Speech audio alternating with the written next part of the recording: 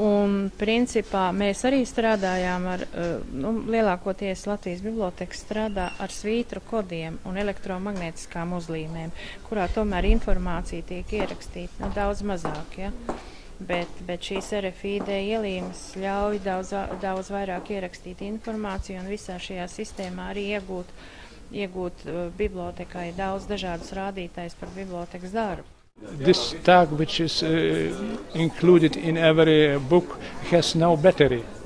Etiķetei, kas pielikta pie katras grāmatas, nav baterijas, un tātad tā darbojas izmantojot enerģiju no aprīkojuma, kas saistīts ar radiofrekvenci. Tādējādi šis elements etiķete var strādāt bez baterijas. Tas nozīmē, ka šī sistēma darbosies vismaz 10 gadus. Radiofrekvenču identifikācijas tehnoloģija ir citāda drošības sistēma nekā līdziniecēm. Tā ir divas galvenās iezīmes - identifikācijas kods, kas nozīmē, ka ir daudz vieglāk grāmatu atpazīt, un drošības kods. Ja grāmatu kāds vēlēsies iznest bez reģistrēšanas, drošības kods nodrošinās to, ka durvis tiek bloķētas. Tāpat ir nodrošināta arī video novērošana. That it means it's more possible to recognize the name of the book, and another code is security code. If the book is allowed to take off, this security code is switched off, and the gate, which is at the exit, does not alarm. And in other case, the gate alarms and closes the door, locks the door. This is our integration, and also at the exit there is a video system which also records every event what it was happened. Principā studenti varēs paši, kā saka, apkalpoties.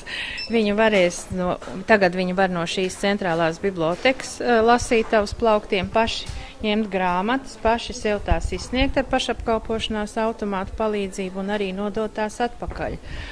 Līdz ar to samazināsies darbs lietotāju apkalpošanā bibliotekāriem, kas līdz šim izsniedza grāmatas studentiem. Un bibliotekāriem varbūt paliks laika daudz vairāk savu apmeklētāju konsultēšanai, apmācībai un dažādu citu jaunu pakalpojumu sniegšanai. Šī paša Eiropas projekta ietvaros ir paredzēta visu Rīgas bibliotekas filiāļu apvienošana vienā vietā. Tas nozīmē, ka pie šīs mūsu centrālās ēkas tiks celta piebūve, kas tiks savienota kura tiks savienota ar šo centrālo biblioteku un ķīmijas fakultātē atrodošām bibliotekas struktūru vienībām.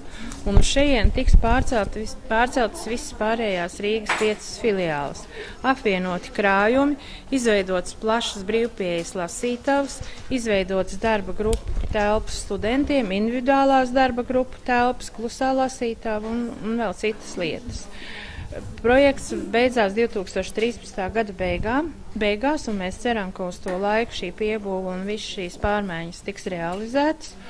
Un bibliotekai ir liels uzdevums pārcelt tās pārējās filiāles uz šejien, apvienot krājumus, izvietot tos brīvpieejas lasītavās un daļu krājumu arī grāmatu krātuvē, mobīlos plauktos.